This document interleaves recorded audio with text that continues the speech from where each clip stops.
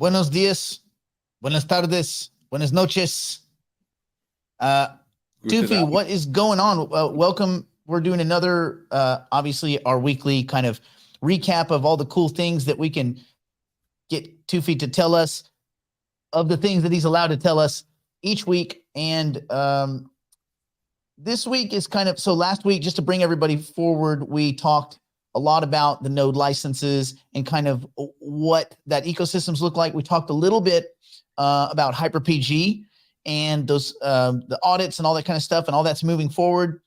So today, I got no idea what kind of top secret things that you guys are doing. So, Tufi, what's going on? Well, this week we probably touch a bit on some of the top secret stuff because we have to, given some of the progress that some of the guys that they've been doing working on behind the scenes. And it's something that I've alluded to a while back, where it's like many people, they ask why you're dabbling with hardware. This is not your thing. And I'm sure you recall a few weeks ago, we talked about one of the venture arms that we have created in Hypercycle, rather than doing the same old thing where you can have like just a venture arm where it's like same projects, you go and see many ecosystems they do well. We're not criticizing those. We love them. This is great. Instead of doing something competing with them, how about we do something completing? And this is why we created the whole thing that is called Core Excel. It stands for Korea Accelerator. Now, of course, it can't be any country's accelerator, but it's this accelerator is a startup accelerator that's focused only on hardware. And with that, we're noticing a lot of progress with some of the portfolio companies that we've added to the portfolio. They are very secretive. We won't be able to talk about the details of how and the methodology and who they're partnering with and all of the stuff. But some of the cool stuff that we can talk about is that, for example, microprocessor basically would be an ASIC considered, but it's integer based as opposed to float based. This can accelerate things tremendously for a certain type of software. So we're looking at 99% efficiency with certain type of software. Again, I repeat, if you were to apply it on anything, you might get some progress, you might not, but 99% is something phenomenal to look after. There's another portfolio company that we've added that it's hypervector based, and it's tackles similar problem but for larger set of data, and it's a different methodology. So there's some progress being done on those, and of course those they address certain bottlenecks that we envision that we're going to hit 6 months to 12 months to 18 months from now, and would be phenomenal, coinciding with the time that they're coming out to market and telling the world what they're all about, and the level of partners they're attracting as well. It's great. Tufi, not to interrupt you, but what do you see right now this second as the main bottleneck? And then what do you think is the second bottleneck after whatever is resolved right now? Right now, the bottleneck that we did not anticipate, I start by talking about some of our weaknesses instead of talking about the strengths when you ask that question.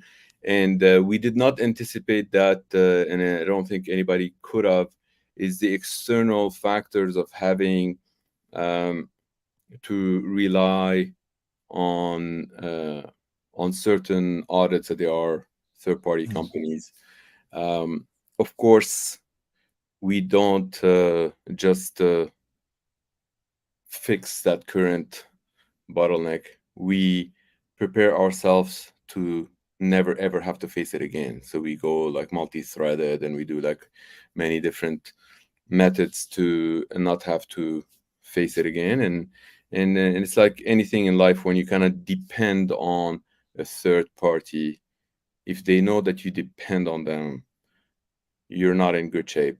You put them in competition, you'll see how they they always do better job when you don't depend on them. You have multiple folks that they're doing the exact same work. Yes, there's some redundancy there that you probably pay up, but time is extremely crucial, and we can't rely on third parties.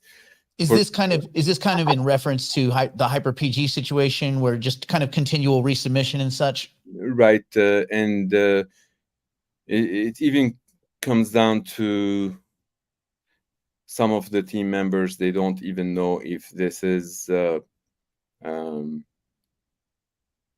like, when they kind of bring it to my attention, that they don't know if it's a malice versus like incompetency. It kind of reminds me of many people. Anyone who's listening would know that when you depend on that third party, it could be registry, it could be bank, could be whatever it is. Once you depend on them, and you're trying to do some transaction, and then last minute they delay you or whatnot, and you don't know if it's an actual malice or incompetence. That feeling, this is the feeling that some of the engineers are feeling. So to not we like not to be overly paranoid. I mean, Andy Grove, I probably quoted him a few times, who wrote "Only the Paranoid Survive." it's I think it's being overly cautious and building things with a lot more resilience towards the future is probably better for the entire community, and that's what we're doing. So that's like the immediate thing that I feel that it's like, it makes you feel like you could do something. It's like you get stuck in traffic and you're like, oh, why are we in traffic, or in some line in the airport or something like that. It's like, it's one of those things where you feel like it gets a little bit out of control, gets so frustrated, and you feel like, how can we avoid that going forward and not just fix it right now? So that's what we're doing in parallel to everything else. Of course, this is just something that to do to avoid any future situations like that. Will it be avoidable completely? Probably not, but will we avoid 99% of it? The answer is hell yeah. That's what we do. So so let's say okay, so let's move past this. Let's say it's a month from now. We've gotten past the code audits and everything, and everybody's woo woo, and Hyper PG is rocking and rolling, and they're accepting tokens, and they're marrying to licenses and all that. What do you perceive as that next bottleneck?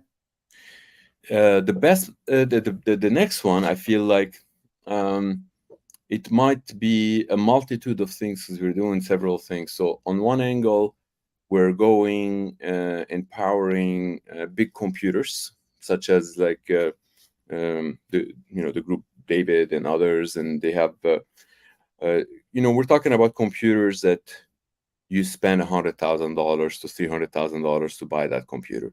That computer can handle a master node, not just now, can handle master node once the entire computation, when it's full throttle going, because it can have 512, like the actual nodes, and because master node has 512 of those. Of course, for the time being, getting the actual proof of uptime, you can have a multiple of those, okay, which is great, fantastic. But I think that's on one angle. The other angle is that we have those devices, the hyper appliances, we're calling them hyper AI box. And although the factory have confirmed that they will ship the very first week of October, that's basically a month from now, I always expect the unexpected, and I feel like the moment will come, and then they are a week late or 2 weeks. That's okay. That's tolerable. I expect some of the warehouses. So we divide things in multiple warehouses. Again, physical security is extremely important to us. We don't want any single warehouse to have the addresses of all the people they're having the first batch. And so I would expect like maybe one or two of the warehouses to maybe face some, although they are being done as like an alpha or beta hardware, they might still have to deal with like some sort of duty, might get stuck somewhere. Like there's a lot of moving parts when you get into the world of Atom, as opposed to So on the boxes, a lot of people in the kind of community have been talking, and there's some disconnect in some people are asking when the box ships, does it come with a license? It was my understanding that the box is a piece of hardware.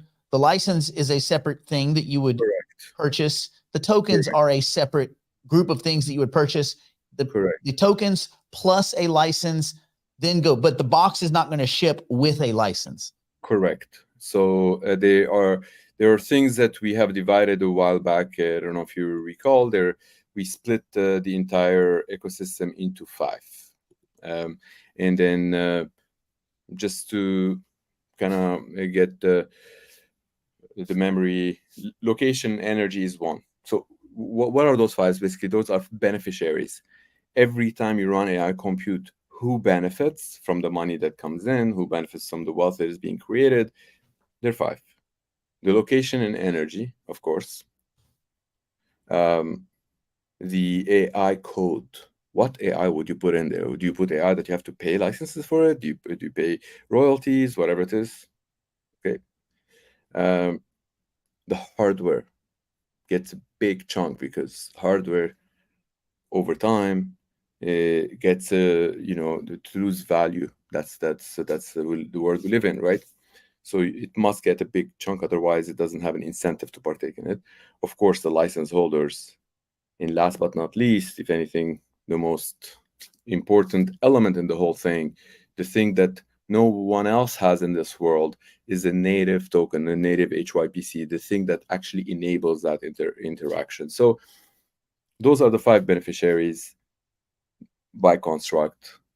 Of course, we were extremely transparent with everyone and telling the world that the way this company can be profitable and sustain itself, if you add up all the software license that it sells, is that gonna make it the next Microsoft or whatnot? And the answer is like, no, it must have something. Well, that thing we're super transparent about. If folks make money, we make 1%. So those 5, they make the 99%. If they make that 99, we make that 1. And that's in perpetuity. Okay, so that's why we call it more like the Gillette model. And folks, we haven't seen anyone saying like, no, we don't want you to make that 1%. They want us to make 1% because they want that company to continue to be self-sustaining and profitable and so on and so forth. So we will be releasing sometime. Last week we've mentioned that October 15th is when we open up that pool that can be BTC pool and USDC and whatnot for the we're calling it Hyperpool. We will be releasing some of the details on that actually showcase our recommendations for that pool. Remember, people anywhere in the world, they can create like pools here and there, but if we make our recommendations based on our understanding of the system, how is the market behaving, and at the same time keeping something extremely important, which is the whole like game theory. So we make sure that it works on an ongoing basis. And what do I mean by that? Because let's say, Nick, you look at the pool and it's like, okay, it's a $30 million in BTC or combination of BTC, USDC. If you want to put that money into this pool, why are you putting this money into the pool? Well, you need to look at some return. And if that return is buckled up in some smart contract, what is it based on? What are the externalities?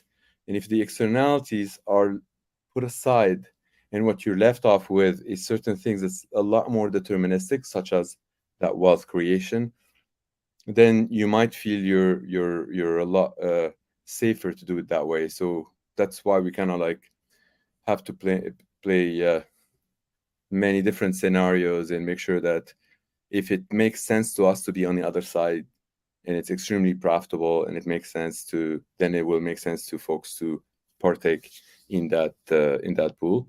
And so Hyperpool, if you could just break it down like to like an 8th grader, it would be a place where people could come with either stable asset or some other asset and or Hypercycle and kind of be a part of a liquidity pool. Is that right? Right. And then of course that pool will look at folks that they have licenses, and we'll be like, hey, can I use some of your licenses because I'm missing some licenses? Or can I rent your license? Or can I borrow your token? Can I get your hardware if you have a hardware running? Like, that's what effectively this pool would be doing. And we touched on it a little bit last week, where it's like, why do we think that this ecosystem needs a pool like that? Well, we're noticing that those 5 beneficiaries, if out of luck we get all 4 of them like completely saturated, or 4x where they are now, but we're missing the 5th, it would be such a shame that we're not filling up that 5th right now, because we've got all of those 4, right? So it's like, so this is what this pool does. It fills the gaps. This is the Hypercycle repo market. Pretty much, yeah. This is where all the parties can come with whatever bits and pieces or combinations that they have and pledge them to derive some yield. Can I share screen and show you where we are with that? Can you? Yes. All right, cool.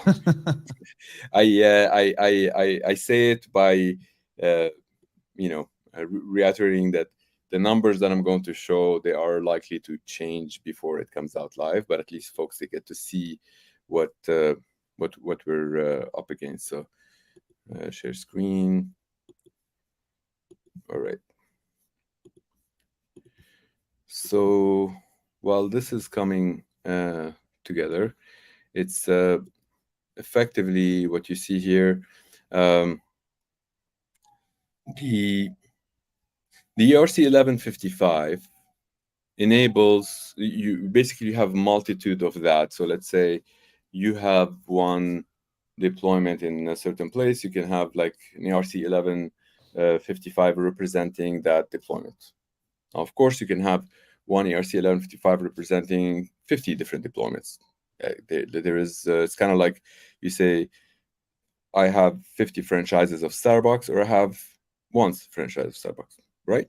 You can own many franchises at the same time. Now, the reason why we separated the two, because the rev share, it's something that is a variable. It can go up and down, and where's the revenue come from? AI, computing, this and that. Okay, well, that's great. All of that can be a plus to those 5 that we've mentioned before.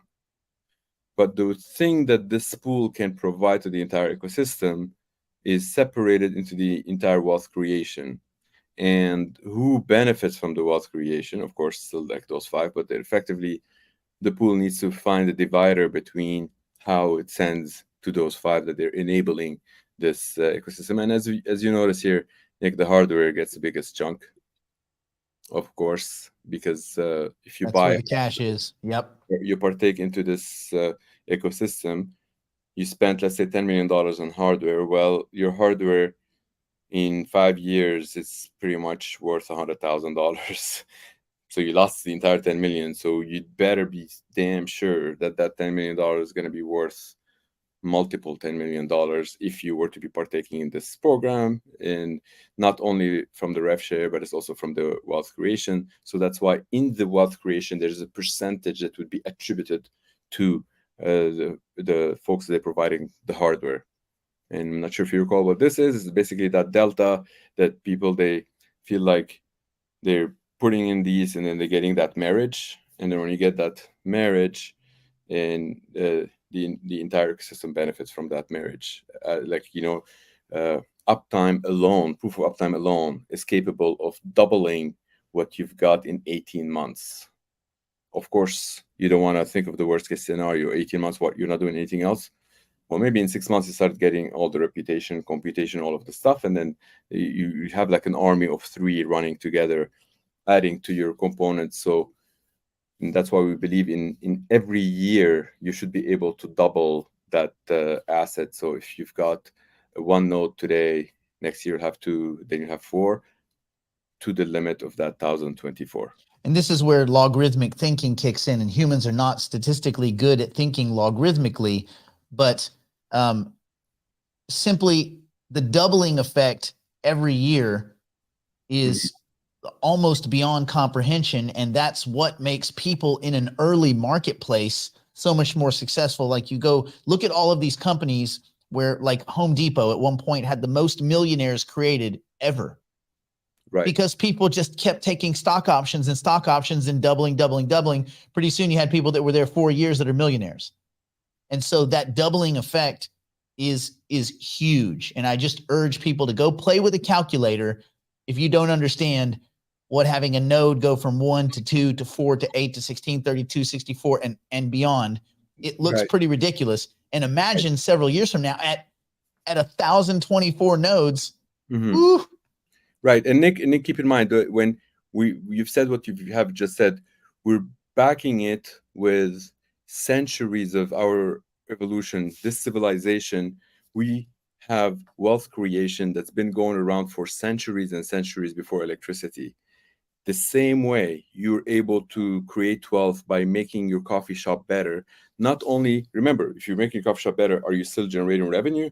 Are you still making more money? Of course, but you're also creating that more wealth. That coffee shop is now, you had 1,000 franchises that they're worth, let's say, $1 billion. Now they're worth $10 billion because you've maintained them. They're a lot better. So that separation is extremely important, because the one on the right, it's a lot easier to demonstrate to anybody anywhere across the globe. It's got a lot more transparency. The one on the left, of course, people, they can always have side deals into their revenue or whatnot. So you don't want to have any fluctuation. Oh my God, like this month we've had so much revenue, other months less, whatnot. If people, they're investing in the pool, they want to be tapping into one of them if they were to choose.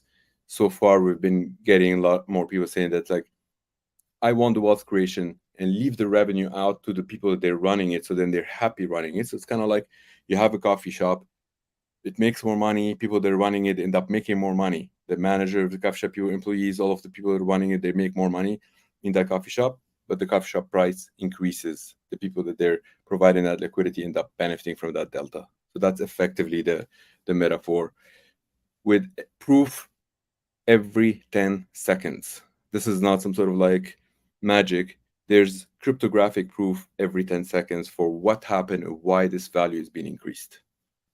So that's extremely powerful. well, I am a material girl and this is a material world. I want all of it.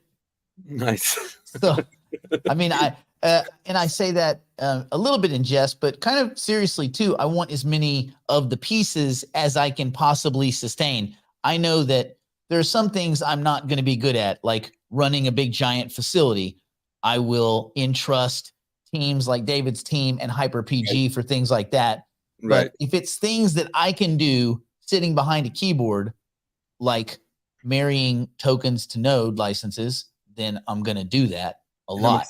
And I'm so excited about what you're doing, by the way, to your community and all that. And it's something that we heard from a lot of distributors that they're receiving that the actual thing that we've listed, that the retail price for the node is $96, and they're telling us that the retail is $120 for that. So we feel like it is something that maybe it's worth an announcement, so everybody's kind of aligned, that it feels that, like, the market is driving this to that price, and we should respond to the market with fidelity, so that to make sure that this is what we're going towards. So I feel like it's a very good sign for all of us, for folks that already got it, and for folks that they will get it, because they feel that this is moving a target in the right direction. It's not, and it's organic. So it's great to see that.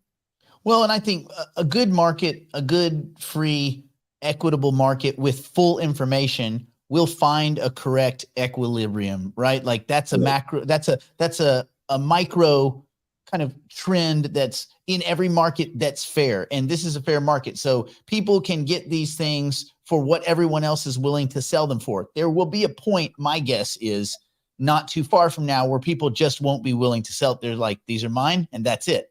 Right. And when we get to that point, then there will still be a price where people are willing to sell, just like the people that said, I'll never sell Bitcoin when it was $2,000. Well, at $20,000, they became sellers because we found a market clearing price.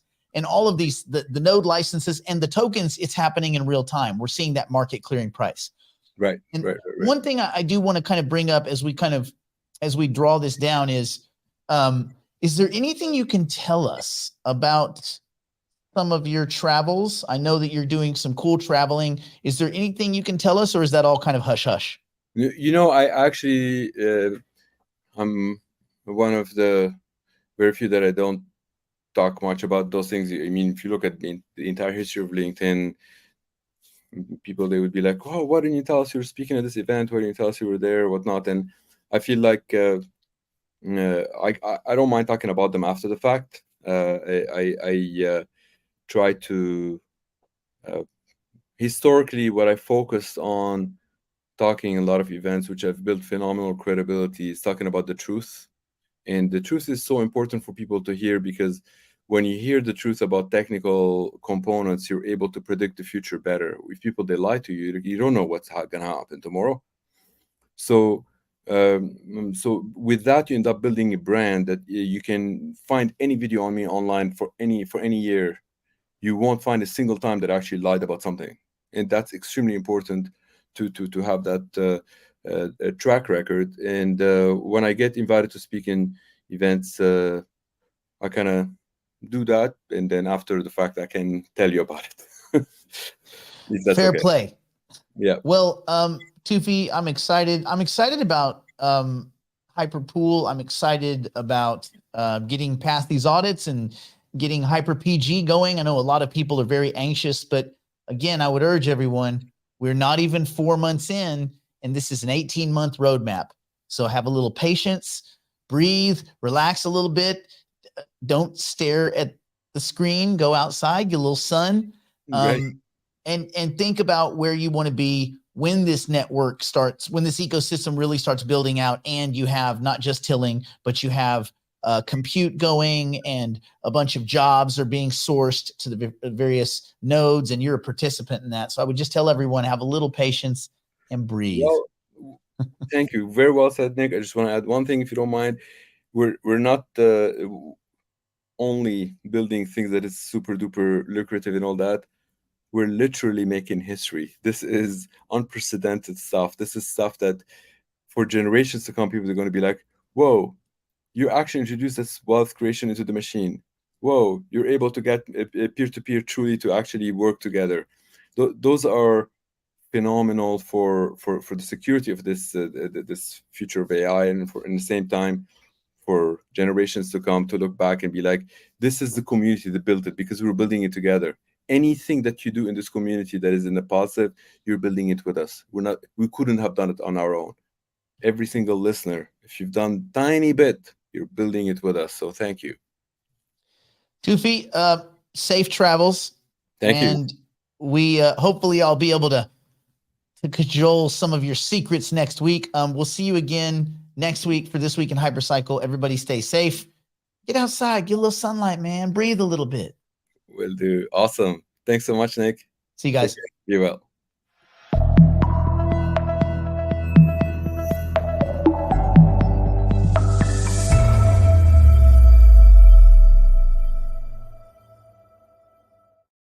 If you're an accredited investor and you want in on angel, seed round, or early round equity and token opportunities in the artificial intelligence and cryptocurrency space, schedule an interview at nickblacknext.com. In life, you can either be really good, really lucky, or just be first. Being first is so much easier. Schedule a digital private client interview today at nickblacknext.com.